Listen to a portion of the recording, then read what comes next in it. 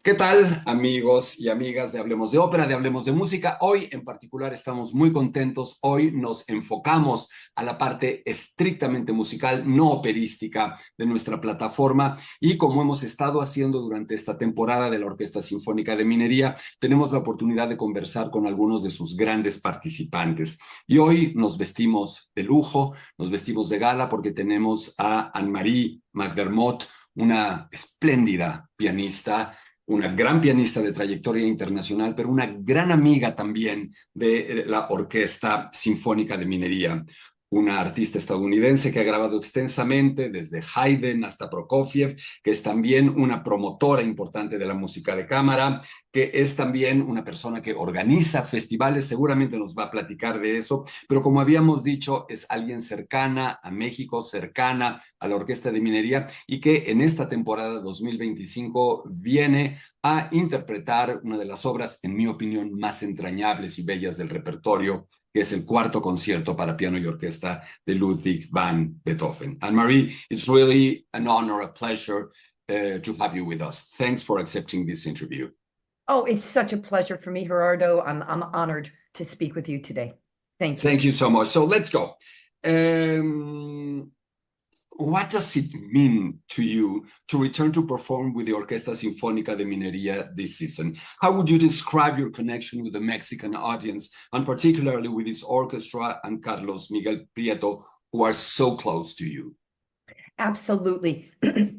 I've had the great privilege, actually, and such fun working with Mineria for probably about 10 years. And before that, the first time I met Carlos Miguel Prieto was last minute cancellation with the Huntsville Symphony in the United States. Huntsville, Alabama, less than 24 hours notice. And we did the big Mozart D minor concerto. Okay. We met each other and we did one rehearsal and performed. And it was just an instant fire caught because I had never worked with a conductor who had such incredible ears. When we had this quick rehearsal, he heard every nuance of everything that I did in this Mozart concerto. Instantly, he just translated that for the orchestra, and it was a great performance. So ever since then, we've performed with many orchestras together. And I worked with his orchestra in Jalapa as well before Mineria. And the first time I worked with Mineria, what I sensed was this, first of all, this great sense of love amongst all of the musicians, including Carlos Miguel. It's a love fest. All these musicians come together because they want to be playing together, and the chemistry amongst the musicians. And the audience itself is also part of that chemistry, isn't it? Completely. I was just going to speak of that as well. The audience is like no audience I've encountered in other places. And I think there's the love, there's this joy, and there's this commitment to the highest level of artistic excellence with Carlos Miguel and with these musicians. And I honestly believe the audiences know when they're hearing something. Yes, indeed. They know. And that's always been my feeling with these audiences, is that they understand what's happening on stage and that it's spontaneous, it's trusting, it's joyful, it is so detailed. That's beautiful you say that. It's an amazing experience for me. Thank you for saying and for feeling that. Anne-Marie, throughout your career, you have successfully tackled music that goes from the classical repertoire to the contemporary one. Do you feel equally at home, at ease in both musical worlds? As a pianist, what are the different challenges you face in each of these repertoires? Well, the greatest challenge I face as a pianist is that my life will not be long enough to tackle the repertoire that I would like to tackle. So I always have this joke that I'll be laying on my deathbed and I'll still have a long list of repertoire that I'll bring it into my next life. But so that's one of the challenges. I think another challenge that I've discovered through my career, and this is such a personal thing for each artist, I've tried to discover what I feel I really have a voice with, because it's not everything. None of us can do everything great. And so I like to really explore in a way that I feel like what I'm bringing on stage is repertoire that I really feel that I can contribute something to. Which And that's composers belong to that repertoire? okay.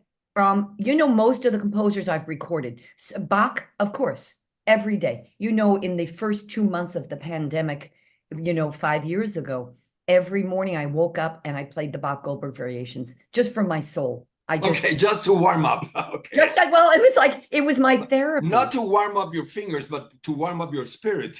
My spirit, my brain, my heart, exactly. And but I would say also Haydn very much, and Mozart. Carlos Miguel and I have played a lot of Mozart together, and it is sparkling and dazzling and incredible where we think alike. And now in recent years, very much with Beethoven. This is just for some reason at this point in my life, in my career as a pianist, as a person, I feel closer to Beethoven than I ever have. And so this dream of a project that I'm so lucky to be doing with Minadia, with Carlos Miguel, recording all 5 Beethoven concerti and performing them, it's a very big project. It's a very serious project. But what makes it incredible at this point in my life is the level of trust that I feel I have with the musicians of Minadia and very importantly, with Carlos Miguel Prieto. As a professional pianist, you must perform the same work many times over your career, sometimes too many times. Yes. How do you approach this situation? How do you feel? How do you avoid falling into, let's say, routine? Do you actually continue to discover new things in works you believe you already know perfectly well? It's advice that I give to young pianists. If I'm playing Beethoven's second concerto, I haven't played it, say, in 1 year, I always go back to the score. I don't, even though it's in my brain and my fingers, I go back to the score. Every single time I discover something new, every single time. And so I think it's my responsibility, any performer's responsibility, to constantly be learning. My entire life, I'll be learning. I never arrive somewhere. The other thing that is so important to me since I was quite young, actually, is how much I respect the audience and audiences in general. Every audience is different. And my job is, when I get up on stage to perform, is to play this piece like my life depended on it. Like to play this piece because like if it were the last time. Yes, yes. And so that my goal always is not to say to the audience how they should feel. I just want to bring the audience closer into my world of what I've discovered at this stage, what I've discovered with Beethoven. It'll keep changing and evolving. When I'm 80, I'll feel different about it. When I'm 102, I'll feel different about it. Hopefully. You've been the artistic director of several festivals and collaborate with other musicians. How do these two roles influence your life as a soloist? Do they change your perspective on music, the way you approach to music? You know what?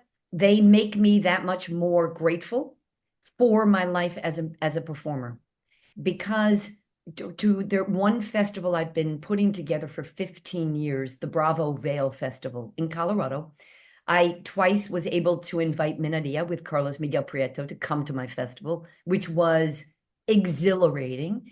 But the amount of detailed work that goes into putting a festival together, a 7-week festival with 4 orchestras, it's a lot. And every day during my festival, I reserve 2 hours that I'm just with the piano practicing, because otherwise I'm not a nice person. And I don't think so. I don't believe you anymore. But I need that. And so my festival ended last week. Ever since then, it's been me. I'm in New York now, where I live, and it's just me and the piano and Beethoven and my dog and peace and just practicing. The name of your dog? Oh, sorry? What's the name of your dog? Oh, Lola. Lola. Lola, and she's a Maltese, and she travels all over the world. We'll be going to Peru together. We were recently in Lithuania together. Okay, Yeah. great. Anne-Marie, chamber music. What about doing chamber music? What about that world? What does it mean to you? What does it give you? Yes.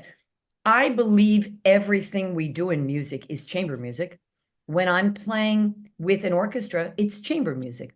When I'm just playing a Haydn sonata myself, I'm dealing with 10 fingers and 2 feet and different voices, That right? is.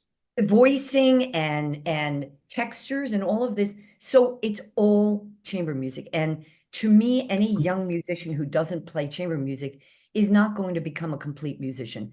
Aside from the very important fact, it is so much fun. It's just fun. And It I is. I feel like in my life, I've learned the most from my colleagues, not from any one teacher. I've learned the most just talking about music with my colleagues and my friends. I believe that. Yeah. In a world where classical music is competing with so many forms of entertainment, what do you think is the role of the piano and of the pianist and of the classical performer in the 21st century? Can you really make a difference? I feel like we can, and I base that on at my festival. For 7 weeks, we have about 60,000 people over the 7 weeks who come to the festival. And when I sit in the audience and say Philadelphia Orchestra is on stage, or say Sinfonica de Minnedia is on stage, and I look around this audience and I see for everybody, time has stopped for these 2 hours. People are unified, they're sitting together. And very, very importantly, I believe this deep in my heart, music, classical music, speaks to things in our hearts, in our souls, that words can't. And there's something, doesn't matter what country you're in, music truly, truly is universal. It And is. it just gets us in it brings different memories, different thoughts to every individual person. At the same time that it's this collective experience, it's a very individual experience for every human being. Couldn't And agree more with you. right, so Couldn't agree more. I absolutely feel it's more important now than ever. I really think it is, and I'm committed to doing everything I can, in all the various ways that I can, to continue really promoting this art form. Mary, this conversation will go to the public through social media. What are your thoughts on how social media and streaming are transforming the relationship between classical performers and their audiences? Do you see it as an opportunity or more as a distraction? Well, my first answer would be more of a distraction. In actually, however, what I'm trying to uh, convince myself of is just like being a musician, you have to always keep an open mind and always be learning. I think there is opportunity here through social media, for classical music to reach more people. What I worry about is what the great philosopher and a psychotherapist Carl Jung said back in the 1950s, that, the more that technology grew, the more human neuroses would grow as well, because it's not the human to human connection seems to be a little bit less. And I don't worry about someone of my generation. I worry about the young musicians, Yeah. and that they have to have a social media presence, but I worry about how distracting that is for Yeah, them. but it's sad that one has to admit they have to have a social media You're presence. right. Just acknowledging that is hard. You're absolutely right. And I see some young musicians who are more creating a career more through their social media presence. Oh, I have 20,000 followers or whatever. Followers is a dumb word right there. So I do worry about it, but I also find I'm trying to be accepting of it to the degree that I have to. I don't use that much. I have Instagram. I don't use it much. I post some pictures just for fun, but so it's and then now you're adding AI coming into the mix as well. Let's not go there. But unfortunately, I don't think we're going to do anything to stop the trend with social media. So I'm trying to figure out, all right, there must be good ways. I agree with you. Before talking a little bit about Beethoven's Fourth Concerto, Yeah. I have to ask you, which pianists, past or present, have most deeply influenced you? Leon Fleischer. Okay. When I listened to Leon Fleischer play Beethoven 4, it's just I listened to it a couple of weeks ago with George Zell and the Cleveland Orchestra. That's one of my miracle recordings. Polini, for me, just his, the Beethoven 4 is so unique in how, Go to it. Yeah. right?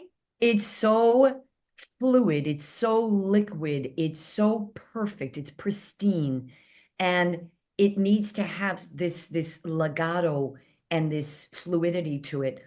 And certain pianists, another one, Christian Zimmermann, I also love for Beethoven 4. And when I know I'll be recording a piece, I stop listening to recordings. Stop.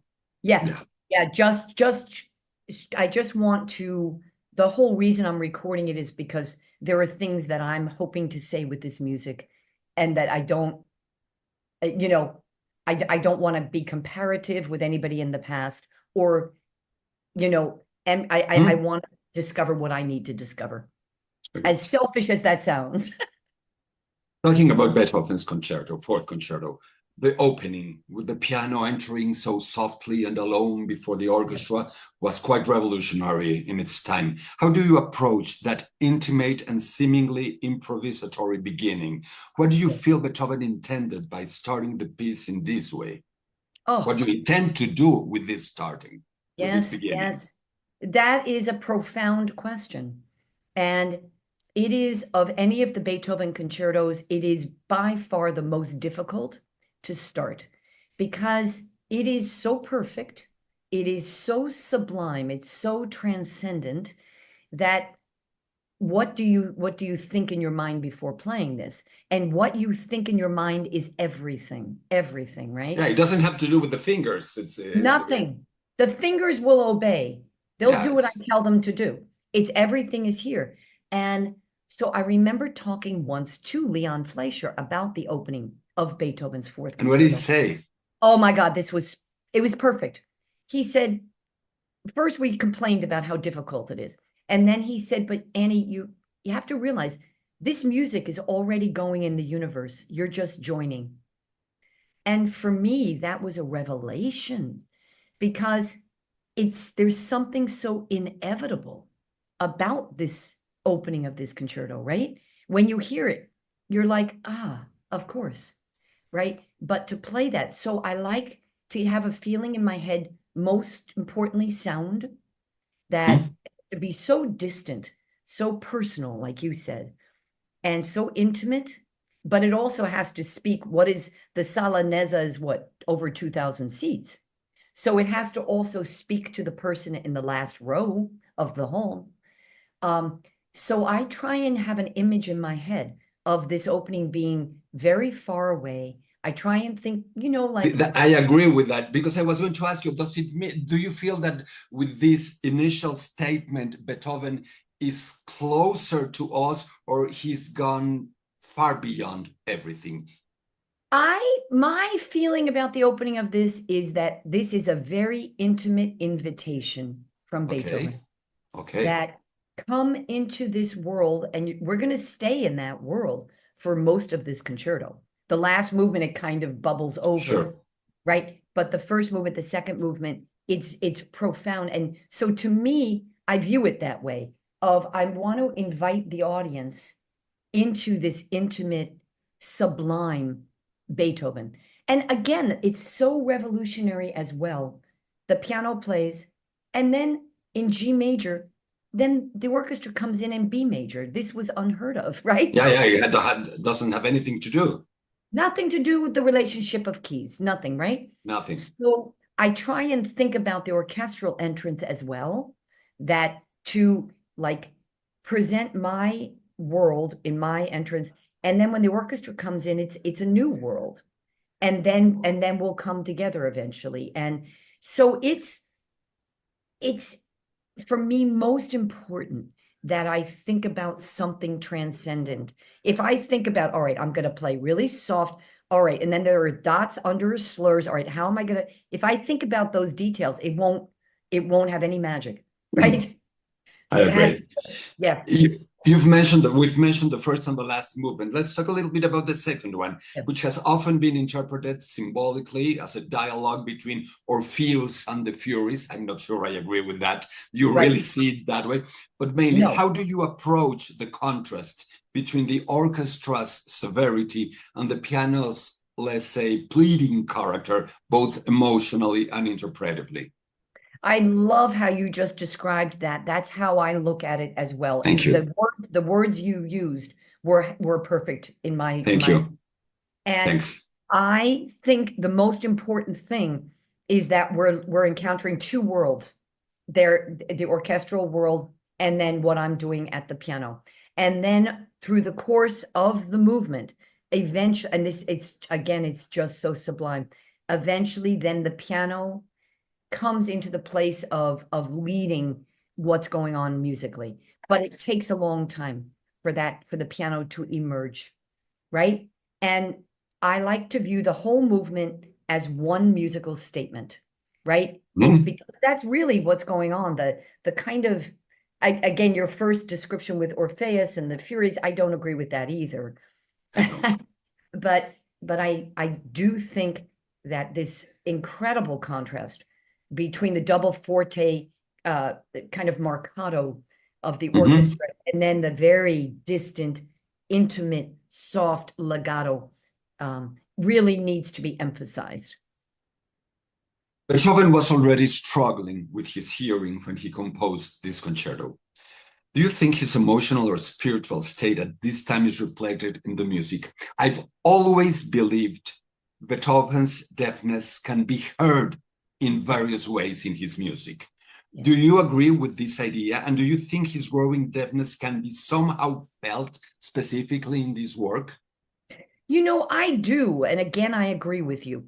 I do feel like we can hear, to me, Beethoven's struggle is what makes Beethoven's music so incredible and so intense.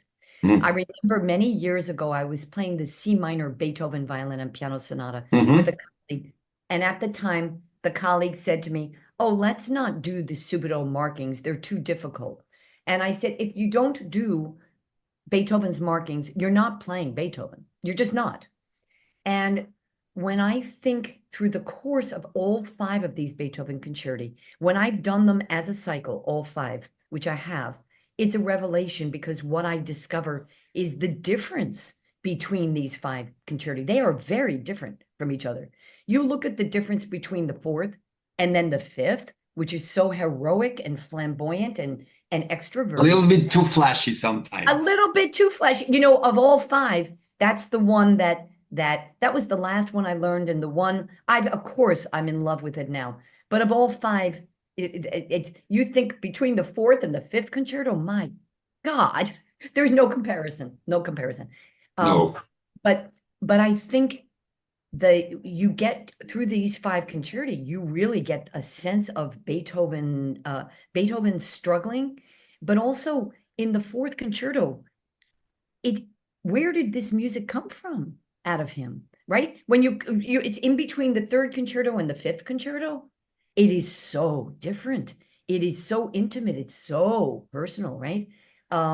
So I have to agree with you. I think if you do everything Beethoven puts in these scores, it's very difficult, but it is exactly what makes the music come to life. And finally, dear Anne-Marie, what makes this concerto so relevant and powerful, even when compared to more modern repertoire? What does this piece say to you and to us as 21st century artists and audiences? Yes, what is it about? Is it about anything? You know what? That's such a beautiful question. And in the context of the 21st century, this piece to me becomes even more powerful because we're living in a world right now with social media, with global crises all over the place. It's a busy, crazy world. For us to be able to sit down with Beethoven's Fourth Piano Concerto for 35 minutes and be privileged to be in that intimate world with Beethoven has never been more important. Thank you. Thank you so much for being here with us. Thank you for coming again to Mexico. Thank you for being such a great artist, Anne-Marie. Oh, thank you, Gerardo. Amigas y amigos, muchísimas gracias. Creo que ha sido una conversación absolutamente extraordinaria, llena de sabiduría, llena de profundidad y llena de verdad. Gracias por acompañarnos y